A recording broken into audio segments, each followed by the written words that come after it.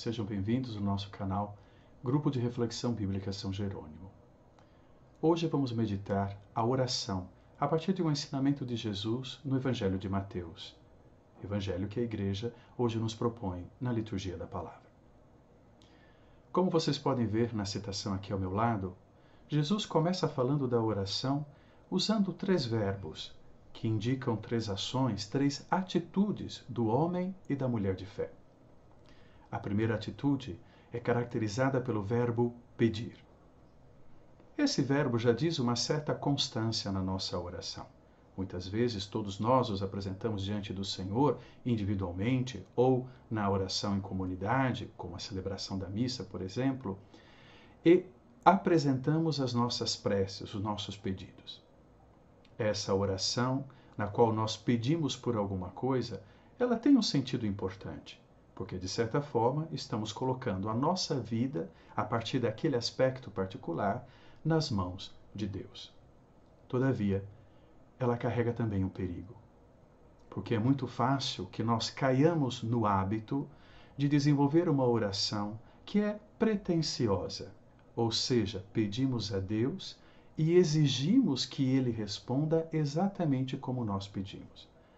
Inclusive em situações de dificuldade, de dor, de angústia, de doença ou da perda de alguém querido.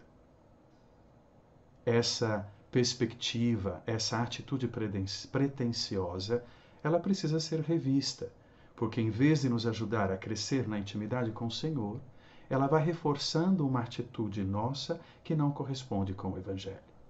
Nesse sentido, a oração deixa de ser um encontro com Deus, porque Deus é transformado numa banca de feira, da qual nós pretendemos extrair alguma coisa. No Evangelho, Jesus, portanto, valoriza a questão do pedir, enquanto ele reconhece um direito nosso de nos dirigirmos a Deus e pedirmos a Ele a sua ajuda. Mas, com os 2 verbos seguintes, ele nos ajuda a aprofundar qual é a perspectiva que esse pedir aos poucos tem que assumir na nossa vida. O segundo verbo é procurar. Nos livros sapienciais, ou seja, provérbios, sabedorias, alguns salmos, livros lá do Antigo Testamento, procurar é a atitude do homem e da mulher de fé que se coloca a caminho na estrada da sua vida buscando Deus. Essa procura indica algo inacabado, mas inacabado aqui não significa uma coisa negativa, não perfeita, sem valor. Inacabado significa que essa busca, essa procura é uma experiência contínua e constante na nossa vida. Todo homem, toda mulher de fé é aquele homem e aquela mulher que na sua vida nunca deixa de procurar Deus. Um exemplo muito bonito que o Antigo Testamento também nos dá é o do Cântico dos Cânticos. A amada se coloca a caminho nas ruas da sua cidade procurando o amado, desejosa de encontrar esse amado e de unir-se de novo a ele. Essa amada, a mulher apaixonada que procura o amado no livro dos Cânticos, é para nós uma metáfora do homem e da mulher de oração, que na sua vida constantemente procura Deus. Esse procurar tem uma finalidade: encontrar Deus, crescer na intimidade com Deus e compreender o mistério da graça de Deus atuando na nossa vida. O terceiro verbo é bater, no sentido de bater à porta. Ora, a porta aqui no Evangelho de Mateus está associada à ideia, à proposta do reino dos céus.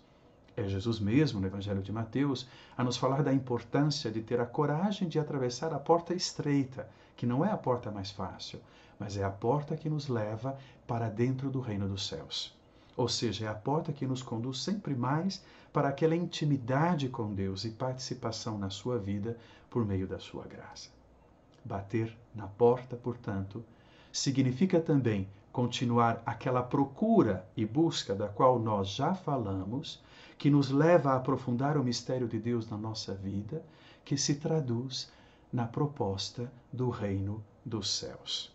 Uma proposta que em Jesus nós vamos aprendendo a viver no dia a dia da nossa vida. Como síntese, portanto, dessas três atitudes, o que o Evangelho nos ensina? A oração que nós dirigimos a Deus pode carregar, sim, um pedido a respeito de uma situação particular da nossa vida ou da vida de alguém querido, ou de uma situação que nós viemos a saber e que sentimos a necessidade de apresentar a Deus, de pedir a intervenção de Deus. Mas se essa oração é feita na perspectiva do discípulo e da discípula de Jesus Cristo, então primeiro nós apresentamos os nossos pedidos sempre conservando a liberdade de Deus, ou seja, nunca pretendendo, exigindo dele alguma coisa. Segundo, temos que nos manter sempre dispostos nesta mesma oração a não só pedir, mas abrir um espaço também para ouvir, que pode significar muitas vezes refazer o nosso pedido. Na oração, muitas vezes, nós os apresentamos com um pedido específico. Eu sinto a necessidade desse problema, então peço a Deus que me ajude.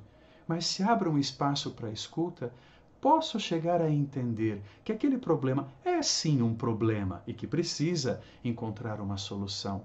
Mas tem algo mais importante que eu preciso alcançar. Então eu posso rever a minha prece, enquanto na mesma oração eu vou aprendendo a me abrir a Deus e crescendo na intimidade com Ele.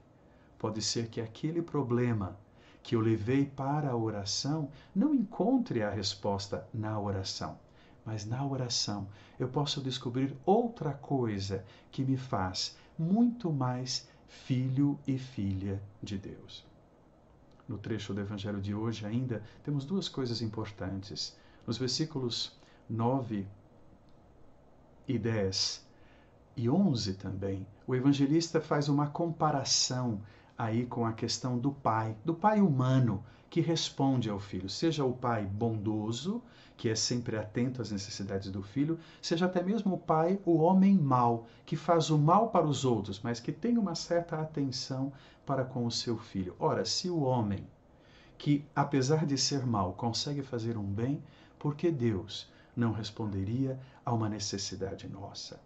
Mas a resposta de Deus é sempre a nossa necessidade mais profunda, a necessidade que nos garanta participar da salvação.